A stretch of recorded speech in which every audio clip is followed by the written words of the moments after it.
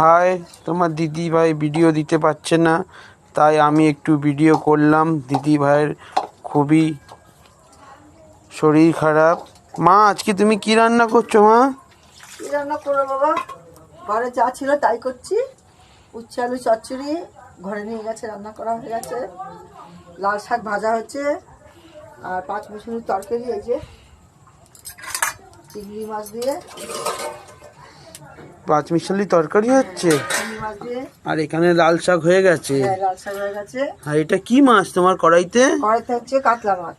এই যে আর এটা কড়াইয়ের পাশে এটা লাল লাল করে কি ভাজা?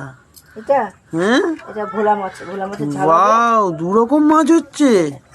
ভোলা মাছের ঝাল হবে, ও, কাতলা মাছের তরকারি হবে। ও, আলু দিয়ে ভোলা মাছটা হবে, মুলো দিয়ে আলু দিয়ে হবে। আর এই যে বেগুন পোড়া হবে। বাবা, এত রান্না বৃষ্টির দিনে? বেগুন পোড়া হবে। ও।